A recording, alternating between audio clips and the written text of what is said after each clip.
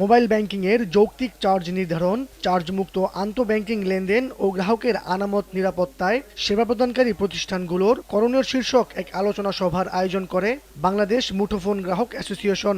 শনিবার সকালে ঢাকা রিপোর্টার্স ইউনিটিতে আয়োজিত সভায় উপস্থিত ছিলেন বিটিআরসি সহ মোবাইল ব্যাংকিং সেবা প্রদানকারী প্রতিষ্ঠানগুলোর প্রতিনিধিরা। এই অনুষ্ঠানটা আরো ভালো হতো যদি বাংলাদেশ ব্যাংকের প্রতিনিধি এখানে থাকতেন। এ সময় দেশের প্রান্তিক জনগোষ্ঠীর সুবিধার্থে বিকাশ, রকেট সহ মোবাইল ব্যাংকিং অপারেটরগুলোকে ক্যাশ আউট চার্জ কমিয়ে সিঙ্গেল ডিজিটে নিয়ে আনা সহ 5 দফা দাবি জানান মুঠোফোন অ্যাসোসিয়েশনের সভাপতি। মোবাইল ব্যাংকিংয়ের SMP বাস্তবায়ন করতে হবে। ভ্যাট 15% থেকে কমিয়ে 5% আনতে হবে। ক্যাশ আউট চার্জ সিঙ্গেল ডিজিটে নামিয়ে আনতে হবে এবং স্যান্ড মানি চার্জ বাতিল করতে হবে। আন্তঃলেনদেন চার্জ মুক্ত রাখতে হবে। লেনদেনের ক্ষেত্রে গ্রাহকদের পূর্ণ নিশ্চয়তা দিতে হবে, নিরাপত্তা দিতে হবে।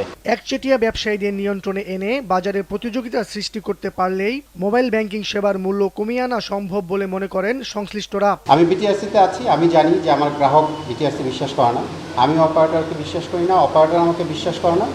Same is the case with Bangladesh bank. Bangladesh ব্যাংকের হয়তো এরকম রেগুলেটর যেহেতু ওনাদেরকে বিশ্বাস করে না, অবিশ্বাস করে না, এই ধরনের পরিস্থিতি বাংলাদেশে বিরাজ করছে।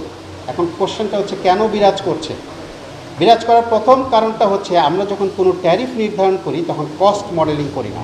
গ্রাহক কীভাবে সার্ভিসটা নিচ্ছে, যে সার্ভিস প্রোভাইড করছে সে কীভাবে ইনভেস্ট করে সার্ভিসটা দিচ্ছে, সমস্ত খরচ আপনি একত্র করবেন, করে গভর্নমেন্টের সাইট দেখবেন, যাকে লাইসেন্স দিচ্ছেন তার সাইটটা দেখবেন এবং সর্বোপরি আপনি গ্রাহকের স্বার্থ দেখবেন। অনুষ্ঠানে মোবাইল ব্যাংকিং সেবায় স্বচ্ছতা আনা, রাষ্ট্রীয় খাতকে প্রাধান্য দেওয়া ও গ্রাহক সেবা নিশ্চিতের ওপর গুরুত্ব আরোপ করেন বক্তারা।